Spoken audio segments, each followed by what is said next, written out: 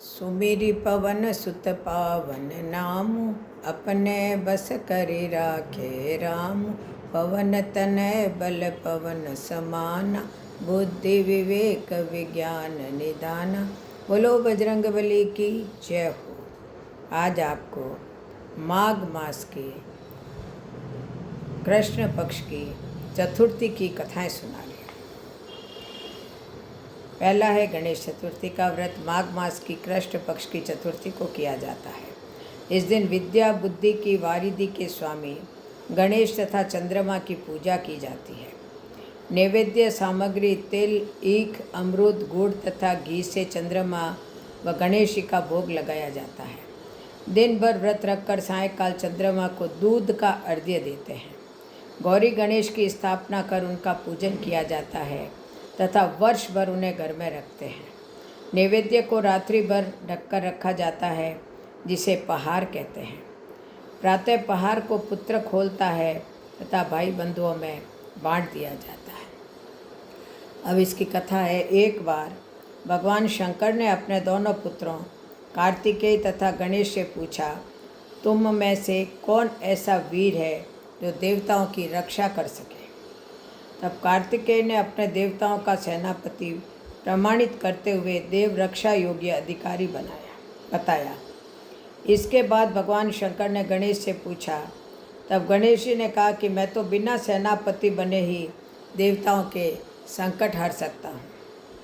शिवजी ने दोनों बालकों की परीक्षा लेने हेतु कहा कि दोनों में से जो पृथ्वी की परिक्रमा सबसे पहले करके मेरे पास आ जाएगा, वही वीर तथा सर्वश्रेष्ठ घोषित किया जाएगा।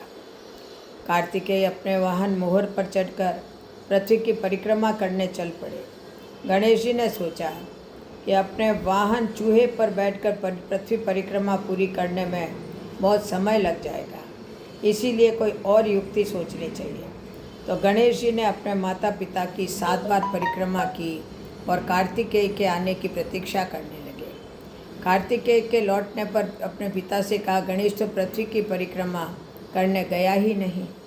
इस पर गणेश जी बोले, मैंने अपने माता पिता की 7 बार परिक्रमा की है। माता पिता में ही समस्त तीर्थ निहित है, इसीलिए मैंने आपकी 7 बार परिक्रमा की है। गणेश जी की युक्ति सुनकर सब देवता और कार्तिकेय ने उनकी बात सिर झुकाकर स्वीकार कर ली। तब शंकर जी ने गणेश जी को आशीर्वाद दिया कि समस्त देवताओं में सर्वप्रथम तुम्हारी पूजा होगी। गणेश जी ने पिता की आज्ञा अनुसार देवताओं का संकट दूर किया। यह शुभ समाचार जानकर भगवान शंकर ने कहा कि चतुर्थी तिथि के दिन चंद्रमा तुम्हारे मस्तक का ताज बनकर पूरे विश्व को शीतलता प्रदान करा करेगा। जो स्त्री पुरुष इस तिथि पर तुम्हारा पूजन तथा चंद्रमा को अर्घ्य देगा, उसका दैहिक तथा भौतिक ताप दूर होगा और ऐश्वर्य पुत्र सौभाग्य को प्राप्त करेगा। अब दूसरी कथा है संकट चौथ। संकट चौथ का त्यौहार भी माघ की कृष्ण पक्ष की चतुर्थी को मनाया जाता है। इस दिन संकट हरण गणपति गणेश की भी पूजा होती है। इस दिन पुत्रवती स्त्रियां दिन भर निर्जल रहकर शाम को फलाहार करती है तथा संकट माता पर पूरी पकवान चढ़ाती है तथा कथा सुनती है। इस दिन तिल को भूनकर गुड़ के साथ कूटा जाता है। इसे तिलकुट का पहाड़ बनाया जाता है। कई कई तिलकुट का बकरा बनाकर उसकी पूजा करके घर का कोई बालक उसकी चाकू से गर्दन काटता है। इसकी कथा है, किसी नगर में एक कुमार रहता था। एक बार जब उसने बर्तन पकाने के लिए आवा लगाया तो आवा में बर्तन नहीं पके। कुमार ने इसकी राजा से फरियाद की तो राजा ने पंडित को बुलाकर कारण पूछा। तो पंडित जी ने कहा कि हर बार आवा लगाते समय बच्चे की बलि देने से आवा पक जाया करेगा। राजा का आदेश निकल गया। बलि आरंभ हो गई। एक बार संकट के दिन एक बुढ़िया के एकमात्र बालक की बारी आई। बुढ़िया ने लड़के को संकट की सुपारी तथा दूध का बीड़ा देकर कहा, भगवान का नाम लेकर आवे में बैठ जाना, संकट माता तुम्हारी रक्षा करेगी। बालक भगवान का नाम लेकर आवे में बैठ गया। बुढ़िया संकट माता के सामने पूजा करने लगी। पहले तो आवा पकने में कई दिन लगते थे, परंतु अब की बार आवा एक दिन में ही पक गया। बुढ़िया का बेटा भी आवे में से सुरक्षित निकल आया। नगरवासियों ने संकट की महिमा स्वीकार की। संकट की कृपा से अन्य बालक भी जी उठे। बोलो संकट माता की जय हो। अब तीसरी कथा है तिल चौथ। संकट चौथ का व्रत माघ मास की कृष्ण पक्ष की चतुर्थी को किया जाता है। इस दिन गणेश जी और चंद्रमा की पूजा की जाती है। ये कहीं इसे तिल चौथ भी कहा जाता है। एक साहूकार दंपति थे जिनके कोई संतान नहीं थी। एक दिन साहूकार की पत्नी अपनी पड़ोसन के यहाँ अग्नि लेने गई। वहाँ उसने देखा कि पड़ोसन एवं कुछ अन्य महिलाएं पूजन कर कथा सुन रही है। यह देख उसने पूछा, सब किसकी पूजा एवं व्रत कर रही हो तथा इस व्रत के करने से क्या फल मिलता है। पड़ोसन ने साहूकार की पत्नी को बताया कि यह चतुर्थी की पूजा है। इस दिन व्रत करने तथा कहने सुनने से बिछड़े हुए मिल जाते हैं, सुख समृद्धि एवं संतान की प्राप्ति होती है। यह सुन साहूकार ने वही संकल्प किया, यदि मेरे कोई संतान हो जाएगी तो मैं भी 1.25 सेर का तिलकुट्टा चढ़ाऊँगी। अब संकट चौथ माता ने उसकी मनोकामना पूरी की और 9 माह पश्चात उसके पुत्र रत्न की प्राप्ति हुई, परंतु वह तिलकुट्टा चढ़ाना भूल गई। इसके बाद उसके 6 बेटे और हुए, फिर भी उसने तिलकुट्टा चढ़ाने की याद नहीं आई। 7 बेटे बड़े होने लगे। उसने बड़े बेटे के विवाह के लिए फिर से मन्नत मांगते हुए कहा कि यदि मेरे बेटे का विवाह हो जाए तो मैं 1.25 मन का तिलकुट्टा चढ़ाऊँगी। विवाह की सभी तैयारियां होने लगी, फिर भी साहूकारनी तिलकुट्टा चढ़ाना भूल गई।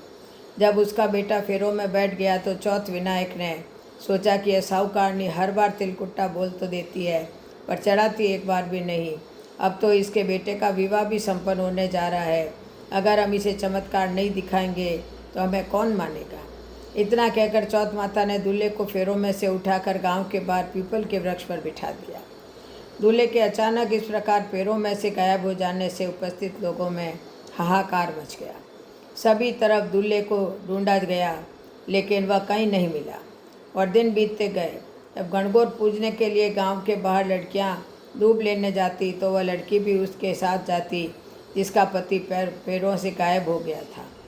सब सहेलियां जब राह में एक पीपल के समीप से गुजरती तो पीपल पर बैठा उसका दूल्हा उसे देखकर कहता, आए मारी अध ब्याही हुई। यह आवाज़ सुनकर वह लड़की चिंतित होती।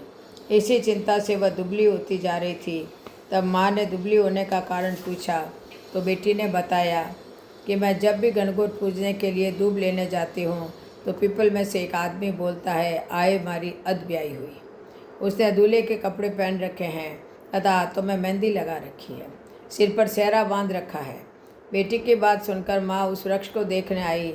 माँ ने देखा तो वह उसी का दामाद है जो फेरों पर से अचानक गायब हो गया था। उसने अपने दामाद से वहाँ बैठने का कारण पूछा तो दूल्हे ने कहा, मैं चौथ के यहाँ गिरवी हूँ।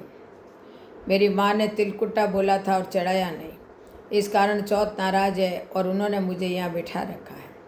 दामाद की बात सुनकर सास उसी समय उसकी माँ के पास गई और सारी बातें उन्हें बताई। साहूकारी ने उसी दिन 2.5 मन का तिलकुट्टा चढ़ाकर चौथ माता के भोग लगाया और पूजा की। इससे चौथ माता प्रसन्न हुई। उन्होंने गिरवी रखे बेटे को छोड़ दिया और विवाह संपन्न हुआ। इसके पश्चात साहूकारनी हर चौथ का व्रत करने लगी। बोलो चौथ माता की जय हो। जय जय श्री राधे, जय जय श्री कृष्ण, जय जय